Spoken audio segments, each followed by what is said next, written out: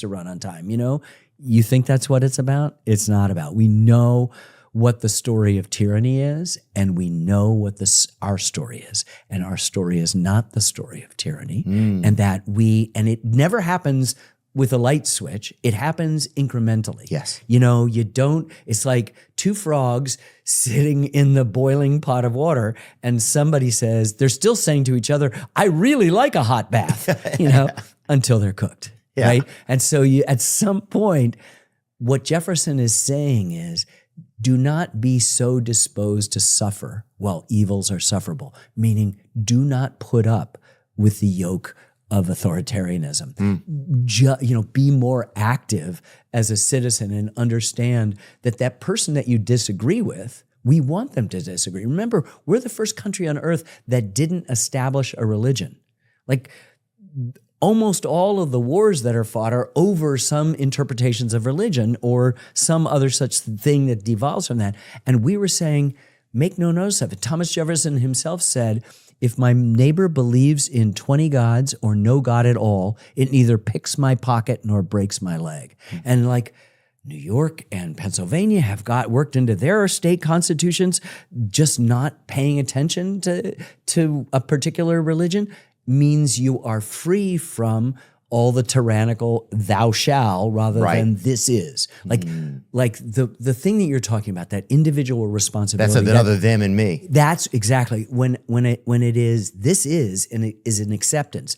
Thou shall is telling somebody else how to be and how that's wrong. So the whole story is trying to figure out, you could say that we're a nation in the process of becoming. And what do you want to be? Ever see the movie It's a Wonderful? You should always be a nation in the process of becoming. Of course. Otherwise, what are you? You are static. You're, Putin's Russia. You're Xi's China. You've just got people telling you what to do. And nobody wants that. You want to develop ideas. You want to pursue science. You want to pursue arts. You want to have you want to tolerate lots of different points of view. And right now, we've gotten to the place where we don't even want to listen to another point of view. We only want to hear the information that, satisfies, oh yeah, that's what I agree with, and not sort of expand ourselves and say, I can listen to someone that I totally disagree with, and I don't have to then make that person the enemy. That's the key to the American experiment. Yeah.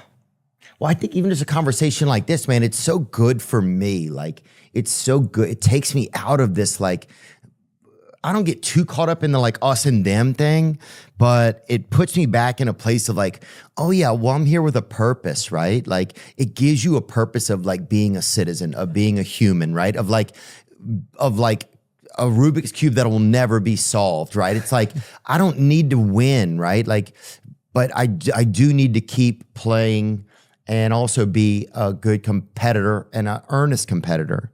And it puts it more back on you, right? It makes the mirror a little bit stronger. I think that's nice. That is a beautiful thing, and it goes along with your dream of Jefferson wrote that to Adams. They were friends, then they were enemies, and then they were friends again at the end of their life. They both died on July 4th, 1826, 50 years to the moment of the signing of the Declaration, and they both thought the other was alive. Jefferson had died first. Adams survived him by a couple of hours, but just before he died, he said, I like the dreams of the future better than the history of the past. And so we shall go on, so we will go on and shall go on, puzzled and prospering beyond example in the history of mankind. And I love that idea that's puzzled and prospering. I gave a commencement address last year at Brandeis University, and I was talking about how we're so preoccupied with these binaries, red state, blue state, Democrat, Republican, young, old, black, white, gay, straight, rich, poor, east, west, north, south. We always have these divisions. They don't exist in nature. They're just arbitrary divisions that we've imposed on things.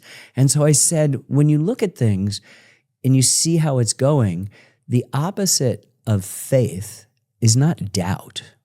Doubt is central to faith.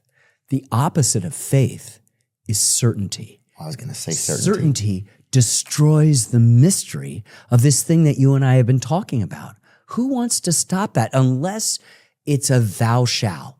You can't dance, you can't do this, you can't do this, you can't, all the things that we're told, or because you do this, you are not a good person, or you are not a real American, or what's a real American? I mean, there are a group of Native Americans, and I'm very pleased to report that there are more Native Americans now in the United States, not in the best of circumstances in many cases, but more than there were when the American Revolution took place. However, they do have a legitimate claim to saying, we're the real Americans. And so all of the stuff in the revolution then has to parse that. Who are we in Massachusetts? Who are we in Georgia? Who are we in New Hampshire and South Carolina? What are the native people in our midst? What are the native people at our borders? And there are lots of different cultures, as distinct, I said, as any other cultures. And we've also imported by force 500,000 enslaved African Americans. Where are they going to go?